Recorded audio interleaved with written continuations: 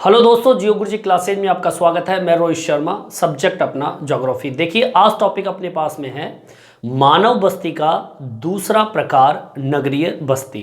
पिछले वीडियो में हमने ग्रामीण बस्ती के बारे में पढ़ा था। आज हम पढ़ेंगे नगरीय बस्तियों के बारे में। तो टॉपिक अपन डालेंगे मानव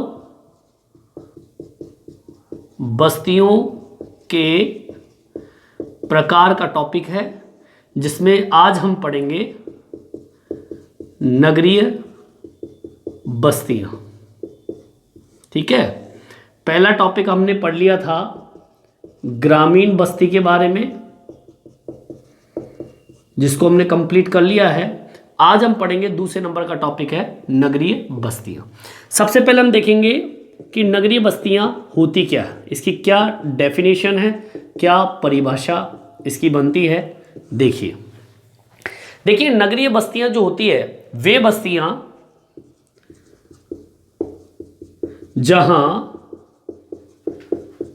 कौन सा काम होता हो, विनिर्माण। विनिर्माण का मतलब होता है उद्योग संबंधित कार्य। ठीक है, कार्य का पूर्ण होना। ठीक है, वे बस्तियां जहां पर विनिर्माण उद्योग संबंधित कार्यों का पूर्ण होना, ये नगरीय बस्तियों के अंतर्गत आता है। इसके अलावा परिवहन संबंधित कार्य वहां पर होने चाहिए, सेवाएं संबंधित कार्य वहां पर होना चाहिए, और संचार संबंधित कार्य वहां पर होना चाहिए। ये तीनों प्रकार की व्यवस्थाएं इन क्षेत्रों में होना आवश्यक है, तो वो क्षेत्र नगरीय बस्तियों के अंतर्गत आएगा। इसके अलावा ये बस्तियां या इन बस्तियों में, इस तरीके से लिख सकते हैं, इन बस्तियों में आर्थिक क्रिया सुचारू रूप से चालू होनी चाहिए। इसके अलावा अकृषि, मतलब यहां पर किसी भी प्रकार का कृषि कार्य नहीं होने चाहिए। और एक इसके अलावा प्रशासनिक कार्यों की स्थिति उपलब्ध हो। ठीक है, मतलब इन बस्तियों के अंदर आर्थिक क्रिया हो, अकृषि संबंधित कार्य हो, मतलब कृषि संबंधित कोई कार्य ना हो, अकृषि का मतलब यही होता है। और प्रशासनिक संबंधित किसी भी कार्य, सरकारी व्यवस्थाएं जो होती है, वो इन नगरीय क्षेत्रों में होना चाहिए। कुल मिला के यही नगर कहलाएंगे। ठीक है, इसके अलावा नगर जो होते हैं, नगर बाहरी क्षेत्रों से क्या होता है, जुड़ा होता है। कैसे? जैसे कि मान लीजिए आपका नगर है, इसके आसपास के जितने भी गांव, छोटे कस्बे, ये इससे नगर क्या होता है, ये जुड़ा हुआ होता है। ये नगर है और आसपास के ये क्षेत्र है, इनसे ये जुड़ा हुआ होता है, नगर कहलाता है। इसके अलावा नगर के अंतर्गत एक तो विनिमय संबंधित जो क्रियाएं होती है, या कह दीजिए वस्तु व सेवाओं। ठीक है, एक तो वस्तु हो गई और एक क्या हो गई, सेवाएं। इनका क्या होना चाहिए, विनिमय। सेवाओं का विनिमय कह सकते हैं, खरीद व बेचना संबंधित कार्य कहाँ होने चाहिए, नगर। मतलब ये अगर संबंधित कार्य अगर किसी क्षेत्र में अगर हो रहे हैं, तो कुल मिला के वो नगर ही कहलाएंगे।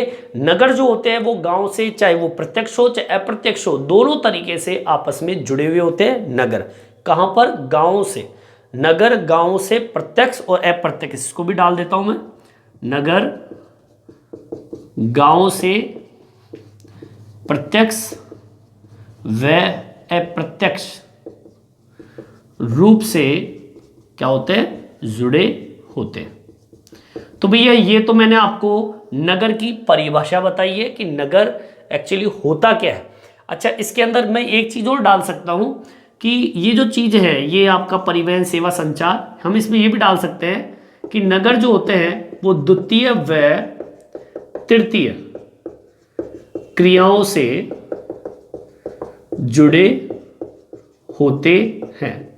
ये शॉर्ट लैंग्वेज हो गई। ये क्या हो गई? शॉर्ट लैंग्वेज कि द्वितीय तृतीय क्रिया कौन सी होती है? विनिर्माण क्रिया द्वितीय क्रिया के अंतर्गत आता है और तृतीय क्रिया में ये तीनों चीज आती है। तो आप चाहे ये 2 लाइन लिख दो चाहे ये 1 लाइन लिख दो, मतलब एक ही होता है। चलिए आगे की ओर बढ़ते हैं। अब हम बात करते हैं भारत में नगरों के प्रकारों के बारे में कि भारत में जो नगर होते हैं वो कितने प्रकार के होते हैं मुख्यतः। ठीक है, टॉपिक डालेंगे अपन भारत में नगरों के प्रकार। देखिए, प्रकारों को समझने से पहले हम कुछ नगरों के बारे में बात करते हैं कि नगर आए कहां से, किस तरीके से इनका उदय हुआ। देखिए, भारत के अंदर नगरों का जो जन्म हुआ था, भारत में नगरों का जन्म आपको मैं बता दूं प्राग ऐतिहासिक काल,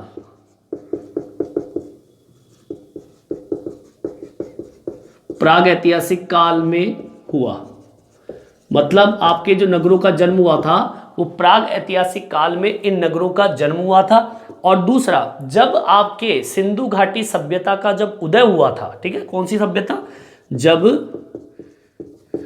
सिंधु घाटी सभ्यता का उदय हुआ, तब भी आपका एक हड़प्पा नाम सुना होगा आपने और एक मोहन जोदड़ो, ठीक है, ये सभ्यता भी उपस्थित थी। मतलब इनका भी जन्म हो चुका था। कहने का मतलब है कि यहां सिंधु घाटी सभ्यता के युग के अंदर ही मान लीजिए उसके उदय के समय ही हड़प्पा और मोहनजोदड़ो जो नगर थे, वहां पर नगर थे, इनमें क्या उपस्थित थे? नगर।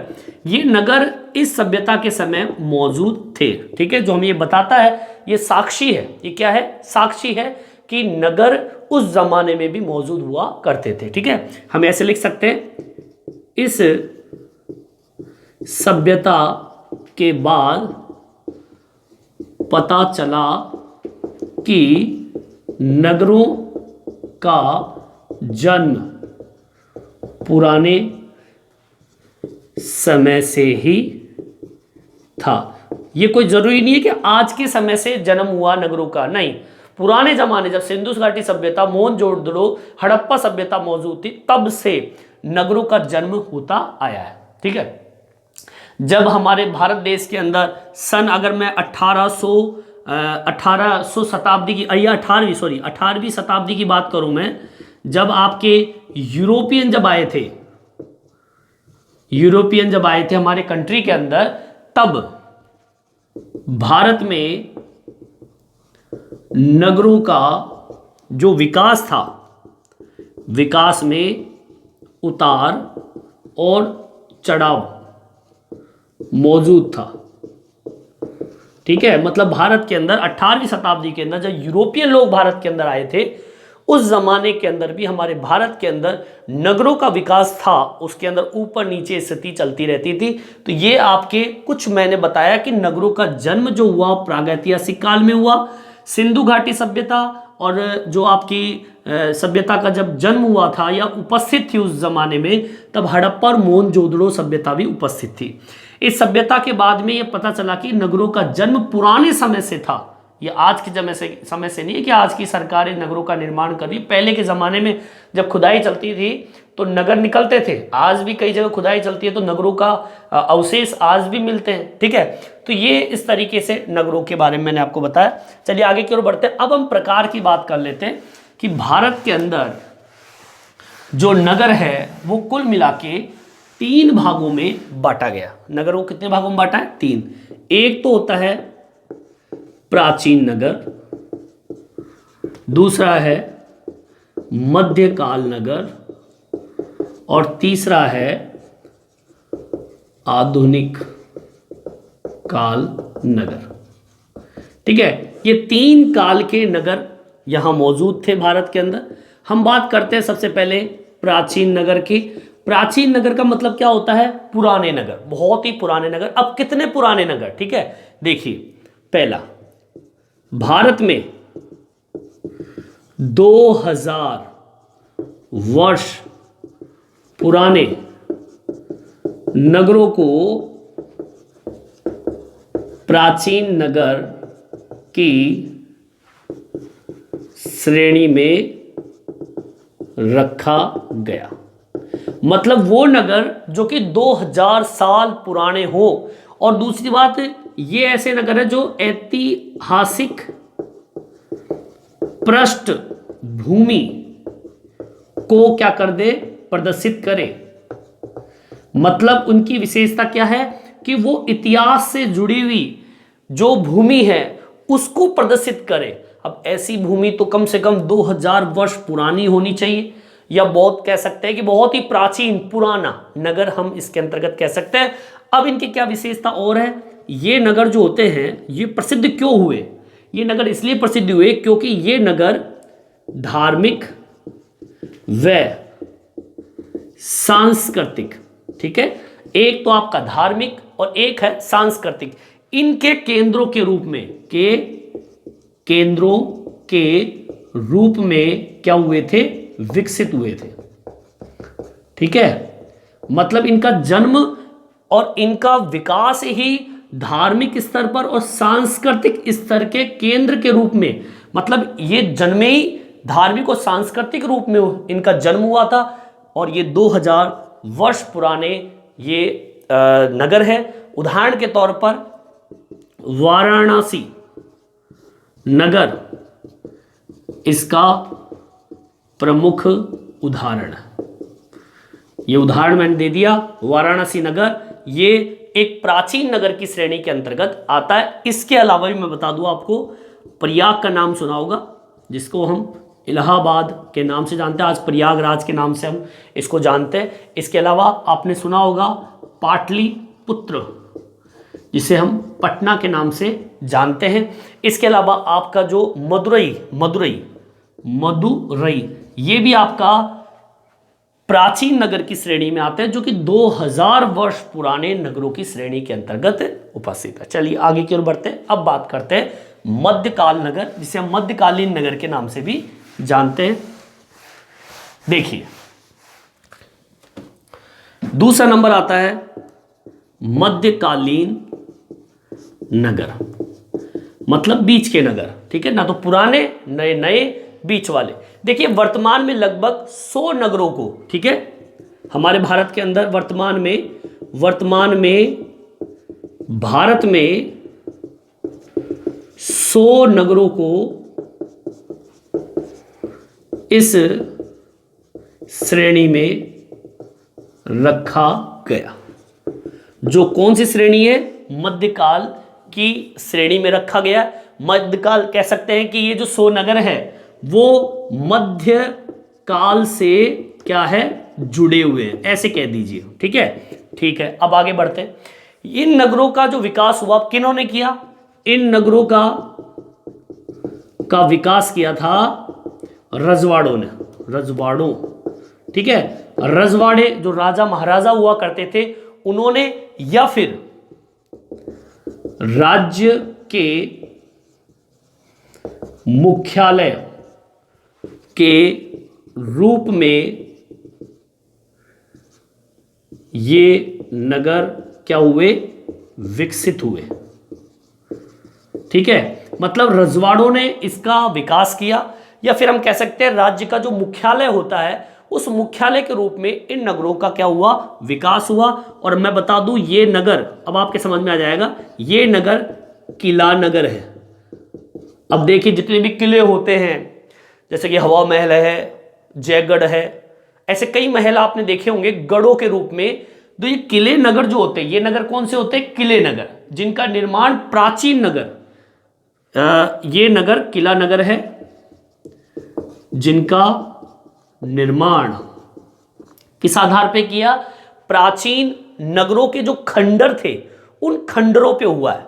इनका निर्माण प्राचीन खंडरों के ऊपर इनका निर्माण हुआ। मतलब जो प्राचीन खंडर थे महलों के, उन खंडरों पर ही इन नगरों का क्या हुआ, विकास हुआ। मैं उदाहरण देता हूं आपके सामने, जैसे कि बता दूं आपको उदाहरण, जैसे कि देखिए आगे, यहां लिख देता हूं, आगे ऊपर की साइड लिख देता हूं, जैसे कि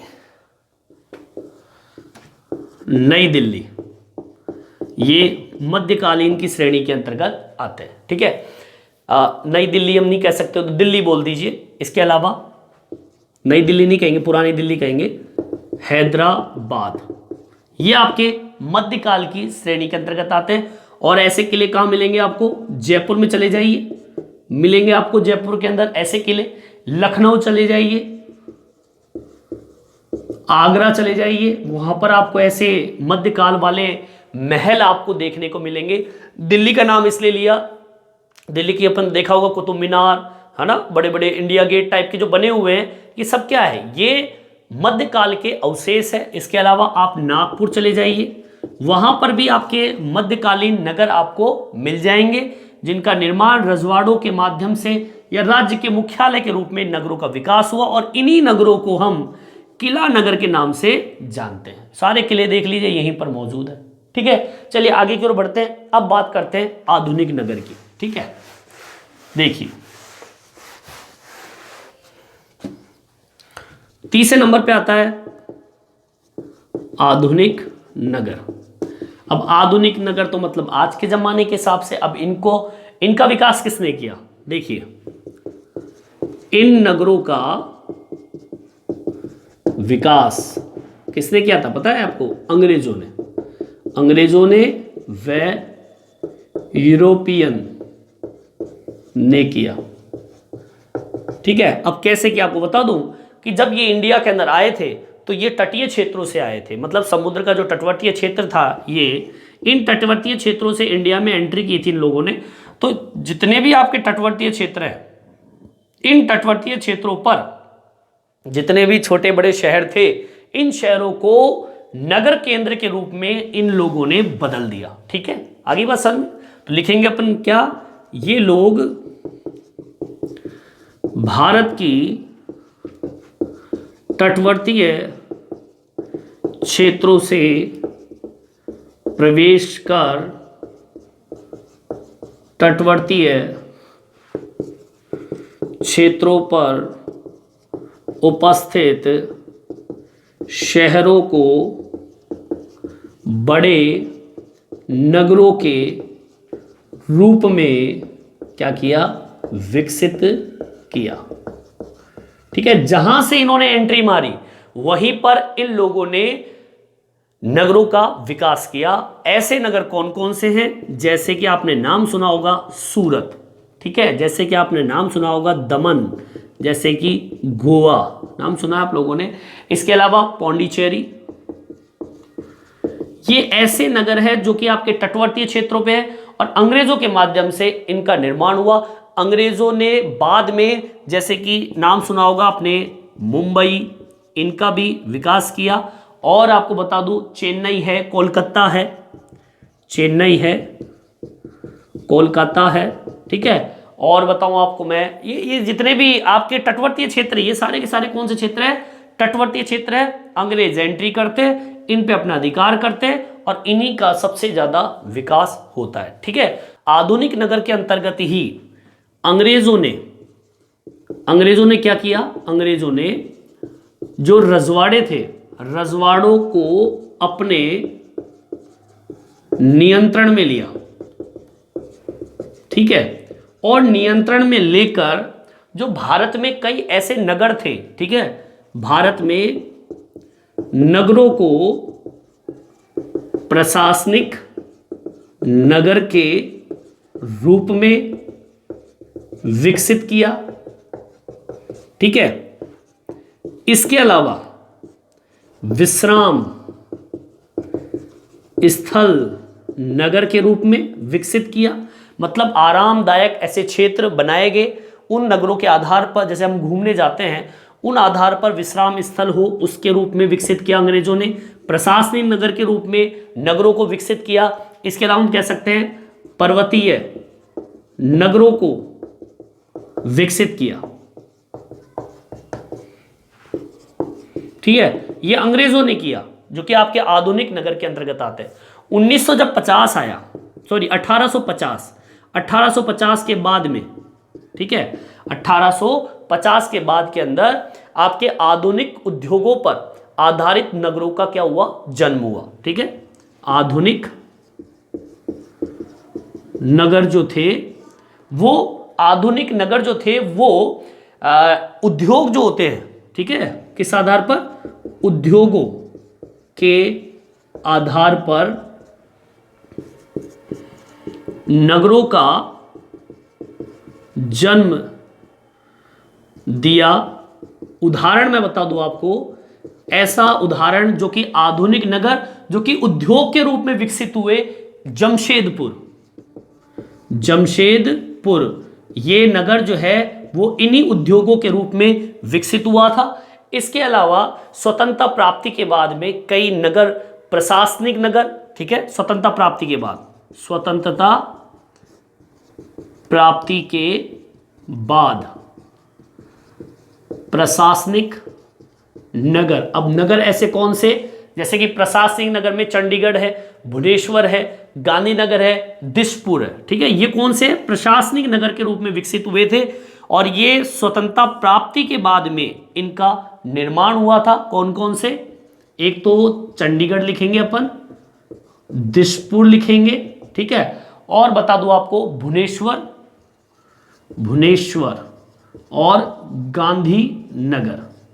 ये ऐसे नगर थे जो स्वतंत्रता प्राप्ति के बाद में प्रशासनिक नगर की श्रेणी में आए थे, आधुनिक नगर के अंतर्गत। ठीक है, और इसके अलावा आपके कई और भी उद्योग थे, जैसे कि औद्योगिक केंद्रों के रूप में विकसित हुए, जो कि आपके आधुनिक नगर के अंतर्गत आते हैं।